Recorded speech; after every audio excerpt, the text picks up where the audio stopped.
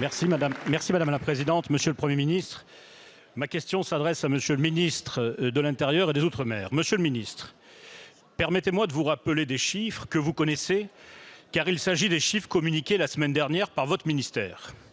En 2023, les homicides ont progressé de 5%. En 2023, les coups et blessures volontaires ont progressé de 7%. Les violences intrafamiliales de 9%. Les viols et tentatives de 10%. Les autres agressions sexuelles de 7%. Les vols avec armes de 2%.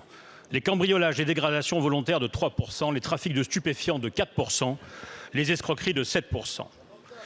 Derrière ces chiffres se trouvent des femmes et des hommes broyés, pénalisés financièrement, malheureux. Plus que des statistiques, vos chiffres sont des marqueurs du deuil, de la souffrance et de la peur. La hausse de la délinquance, notamment violente, est constante, quasiment à sens unique et touche tous les territoires. Les chiffres sont têtus et ceux qui considèrent que la France n'est pas un coupe-gorge refusent de voir la réalité que vivent les Français. Monsieur le ministre, à l'approche des Jeux Olympiques, avez-vous conscience que l'insécurité n'est pas un sentiment? Et quelles actions entendez-vous mettre en œuvre pour casser la courbe de la délinquance? Je vous remercie. La parole est à Monsieur Gérald Darmanin, ministre de l'Intérieur et des Outre-mer. Merci Madame la Présidente, Mesdames et Messieurs les députés. Monsieur le député, je partage bien évidemment que l'insécurité n'est pas un sentiment, mais qu'il faut lutter contre l'insécurité avec toute son énergie. Et je regrette que vous n'ayez pas eu un mot pour les policiers et les gendarmes qui se battent tous les jours. Sans doute que ça ne vous arrange pas.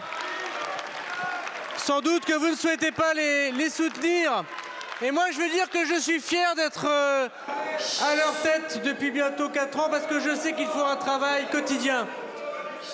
S'il vous plaît. Je prends l'exemple de votre département, monsieur le député. Dommage que vous n'ayez pas cette vision locale de vos chiffres de la délinquance et de vos policiers. Vous auriez souligné qu'il y a 143 policiers de plus depuis 2 ans dans votre département et que dans le département du Var, c'est moins 28% de vols de véhicules, moins 6% de vols avec armes, moins 11% de vols violents. Mais sans doute ce qui vous intéresse, ce sont les choses négatives, il faut évidemment les combattre. Mais vous n'avez pas signé nationalement l'intégralité des chiffres. Quand on dit la vérité, on ne la dit pas à moitié. Pour la première fois, moins 10% de violences dans les transports, moins 8% de vols violents. Pour la première fois, la baisse dans les cambriolages, alors que depuis 15 ans, ils augmentaient continuellement. La vérité, monsieur le député, c'est que vous êtes heureux quand les Français vont mal. Je vous remercie, monsieur le ministre. Monsieur le député, allez-y. Oui, monsieur le ministre, manifestement, votre gouvernement continue à avoir quelques difficultés avec les mathématiques. Un ancien ministre de l'Agriculture n'avait aucune idée de ce qu'était un hectare. Et vous nous expliquez que plus et plus, ça fait moins. En fait, plus et plus, ça fait jamais moins. Ça fait toujours plus.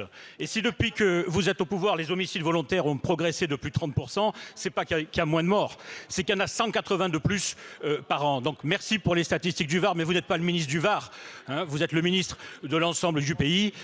Et les Français, malheureusement, chaque semaine, chaque année, sont victimes de la politique désastreuse que vous menez avec l'attelage que vous formez avec le garde des Sceaux. Je vous remercie.